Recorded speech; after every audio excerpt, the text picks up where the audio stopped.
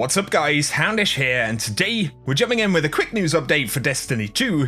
Bungie have just revealed a bunch of Eververse changes coming to the game in fall of this year, and of course, this is going to affect how Eververse works in year 3 and beyond. There are going to be some pretty significant changes to armor, and this could also mean some pretty big stuff for the game outside of Eververse and Armor 2.0. And then some pretty significant changes to Bright Dust, dismantling items, and some other stuff that's going to happen on September 17th of this year. So we're going to jump straight in and break it down. If you guys enjoyed the video, a rating really helps me out, but otherwise let's get into it.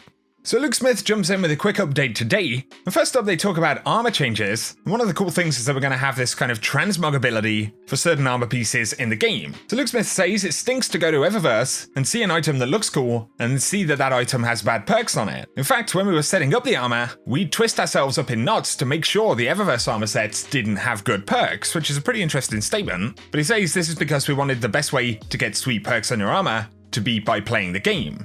Of course, the root cause of this is that Eververse armor has always had perks or gameplay capability as part of the package, so in terms of stats and stuff, the armor works like any other armor in the game. But they say that as of this September, all Eververse armor is being converted into universal ornaments. So these ornaments can be applied to all of the legendary armor sets that they're releasing this fall. They will override the look of your equipped gear while preserving the perks, mods, and stats of the original item. So that is very much like a transmog style mechanic for these pieces of gear. We are actually applying a different visual effect to that piece of gear. And on top of this, as Bungie have revealed, they are essentially decoupling perks from pieces of armor, and they're going to use mod slots instead. And so as we understand it, we'll be able to completely customize all of the bonuses on a piece of gear, and in terms of visuals, that will include applying any existing or new Eververse armor ornaments to that piece of gear. And it's worth emphasizing that they do say new legendary armor sets that they're releasing this fall, so this functionality will only be available on brand new stuff. But any Eververse armor that we've acquired in our collections will have its universal ornaments automatically unlocked for use on that new legendary armor. So, as the article says, if you want to have the 2018 Tin Man-esque Festival of the Lost armor, you will now be able to apply those ornaments to legendary armor that's coming into the game this fall.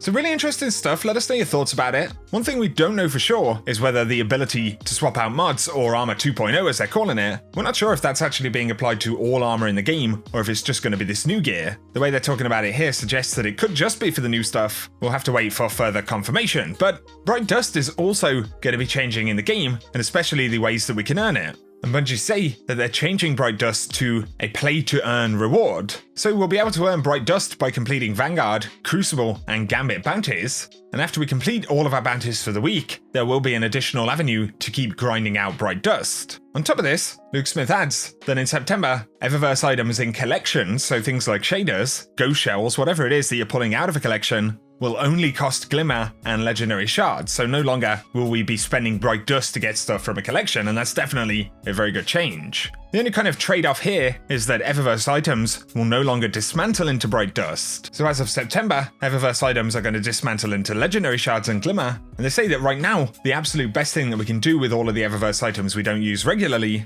is to actually go ahead and dismantle them, because right now we'll get Bright Dust, but in September we won't. So definitely bear that in mind. And of course these changes are kind of going over the top of what we have with Eververse right now. So we'll still have the new kind of UI, there'll still be the kind of silver store on the front, and then a section with Bright Dust where all of those items are rotating, but otherwise the way that we get Bright Dust will be changing. Really interesting is that ability to swap out the visuals on armor pieces. And when we talk more customization, you know, we will have Armor 2.0 where mods are essentially the perks for the armor pieces, and we get a whole bunch more customization, but then also throw these ornaments into the mix, and some of the stuff that we heard about artifacts and some of the bonuses, like giving a melting point style effect when throwing a grenade at an enemy. And who knows, we could also be looking at picking up universal ornaments for other content in the game, maybe more endgame stuff. Just saying though, man. We need some of that juicy glowing stuff like we had in D1, although I gotta say, some of the raid armor in Opulence is pretty cool, or at least I think it is on the Titan. But anyway guys, I'm gonna link that one down below. You can check out Bungie's blog post if you want any clarification, but I'd love to hear your thoughts on this as always.